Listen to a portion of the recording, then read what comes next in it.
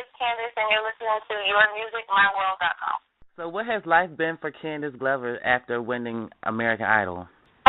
It's been really crazy. I think it's been about 8 months, but it went by really fast. So I've been, working hard and traveling a lot, but it's a lot of fun. So your first single, Cry, it was written by Jazmine Sullivan. You know, we all know she took a little break from the music industry since her sophomore album came out. How did you get her to write your first single, and what was it like working with her? I think she kind of knew that she was my favorite singer. She gave me, a couple of shout-outs on Twitter and stuff. And so I think she just sent some songs over to Interscope, and they let me listen to it. And, of course, I loved it.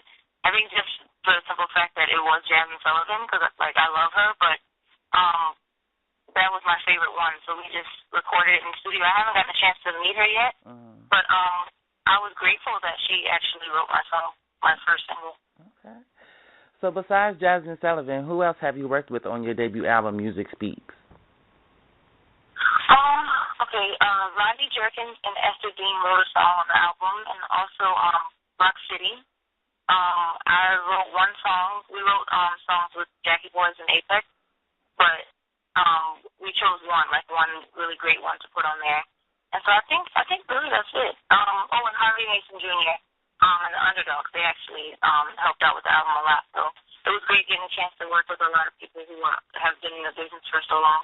Yes, I was just about to say, you're working with a lot of people that did a lot of hits. That's good for your first album. Yeah, no, I was really honored. So when creating your debut project, what was your inspiration behind the album? I think my inspiration was just, experience. So, I tell everybody, it's a love-driven album. It's mainly about the good and bad sides of love, and I really enjoyed it because I got a chance to, pour out that emotion in the studio. I've never been in the studio at all before winning American Idol. I was just, a singer. So, it was a great experience getting a chance to put all that emotion through, in the studio and actually, go home and listen to it and be proud of what I recorded. So that was really exciting. But I think most of all, the inspiration behind it was just trying to connect with people on an emotional level. So after winning American Idol, do you feel like there's a lot of pressure to create, that big first debut album? Because, you have past contestants like Kelly Clarkson and Fantasia. Did you feel like there's some type of pressure, with winning that title? I think it is. It does come with a lot of pressure, and it's really stressful if you let it get to you.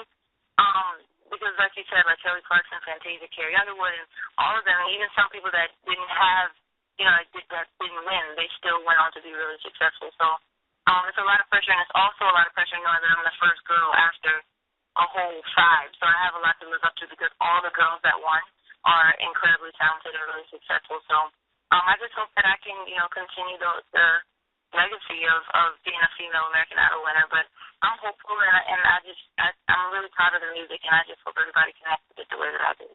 Okay. Well, you definitely have the talent. I can't wait to hear what the album sounds like because I like the first single, so I can't wait to hear the album. Thank you. I'm excited for you to hear it. So what was your greatest difficulty creating this project?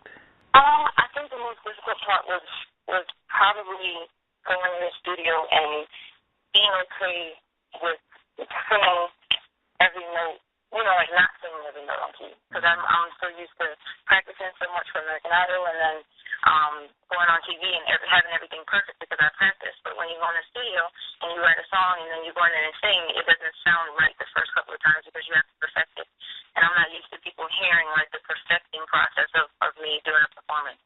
So I had to get used to people actually hearing that. But they all were really supportive and they had my best interest at heart, so they helped me feel at ease about it. But after a while, I got more used to it. So if you could describe your album in one word, what would it be and why? Oh, my gosh, one word? I mean, you can use as many words as you want, but if you could describe it, what would it be and why? I think more than anything, I think I named it, what I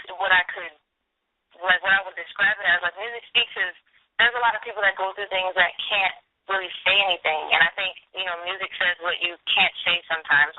With Cry, there might be a lot of people that's going through something like that, but don't know how to tell people, so music will do it for them. So I think that's a good one, and I think also just like emotions. Like I think that's the word that I would choose. Because I always strive to connect with the audience, whether they were in the studio audience or on the couch watching me. I always wanted to connect with people on an emotional level. Like that's one of my favorite things about music. So I think those are the two things. Okay. That's so hard. I've never had anybody ask me that before.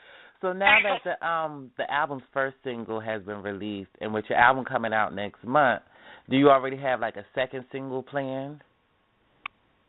I don't just yet, but I'm really excited about choosing the second single because I like all the songs in the album, and I would be happy with any of them. But I don't know. I don't know when we would start to do that process, but I'm excited about it. Okay. So what would you say would be like your favorite song on the album that you recorded?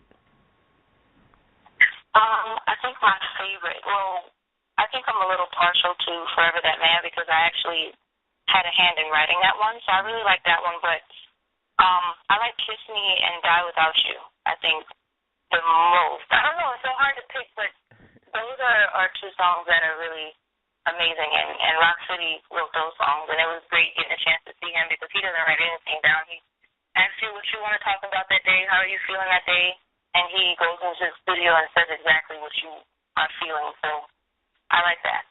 Okay.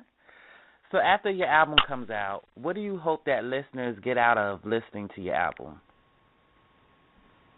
I think more than anything, I just want them to connect with the music. And I know that there's at least one song on there that's going to connect with somebody. Mm-hmm. So more than anything, I just want people to kind of like lose themselves. Does that make any sense? Like lose themselves in the music and kind of focus on the words more than anything, because I think that's the most important part of music. Because, like I said, it speaks when you don't have the words to say. That's why I named the album what I named it. So above all, I just want people to connect with it. Well, I'm sure they will, because we connected with you on American Idol. Like, your voice, your spirit, your personality, we loved. Well, I know I loved it. Fans loved it, obviously, because you won. So I'm sure a lot of people will connect with you. Oh, well, thank you. I'm excited about it. I hope everybody likes it. Yes. So besides the album coming out, what else can we expect from Candice Glover this year? Well, there's a lot that because I tweet all the time. Like, I'm always talking to my fans online and everything. And as much as I want to tweet like everything that I have like in the works, I can't. But all I can say is like I'm really excited about it because there are opportunities that are presenting themselves that aren't music surrounded. So I wanna tweet it, but I can't. I'm just trying to hold off for as long as I can. But there's a lot going on, and it's really exciting. But when I get the chance to tell everybody, I will.